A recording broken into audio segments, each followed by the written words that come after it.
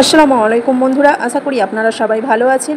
আজকে চিকেনের recipe. Chicken তো অনেকভাবেই খেয়েছেন, একবার এইভাবে ট্রাই করে দেখুন। এইভাবে চিকেন কষা করলে খেতে খুব দারুণ হয়। পরিমাণ মতো সর্ষের তেল, 1 চামচ ঘি, তেজপাতা, শুকনো লঙ্কা আর গোটা গরম মশলা। একটু নেড়েচেড়ে নিয়ে তেলের উপর দিয়ে দিচ্ছি পেঁয়াজ কুচি। পেঁয়াজ কুচিটা বেশ ভালো করে একটু ভেজে নেবো। পেঁয়াজ ভাজা হয়ে গেছে, দিয়ে দিচ্ছি চিকেন। চিকেনটা দিয়ে ভালো করে ভেজে নিতে হবে।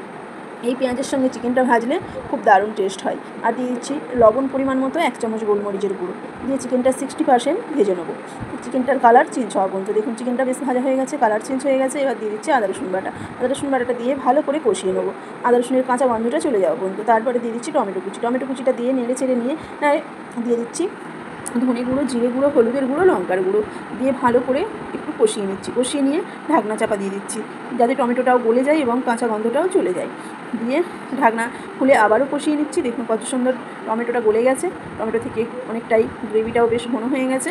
ভালো করে কষিয়ে নিচ্ছি, অল্প একটু পানি দিয়ে আবারও ভালো করে কষিয়ে নিচ্ছি।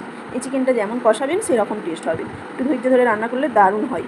এবার দিয়ে দিচ্ছি পরিমাণ মতো পানি। আমি খুব বেশি ঝোল করবো না, মাখো মাখো করবো, তাই অল্প পানি দিয়ে কিছুক্ষণ ঢাকনা দিয়ে কুক করে নিয়েছি। এবার দিয়ে দিচ্ছি গুঁড়ো গরম মশলা, ধনেপাতা কুচি দিয়ে নেড়ে চেড়ে নিয়ে ঢাকনা দিয়ে গ্যাস বন্ধ করে দিচ্ছি। দেখুন কত সুন্দর হয়েছে, খেতে দারুণ টেস্ট। একবার হলেও ট্রাই করবেন বাড়িতে। রুটি, ভাত, পরোটা যে কোনো জিনিসের সঙ্গে খেতে সুপার টেস্টি। আর চ্যানেলটিকে লাইক করবেন।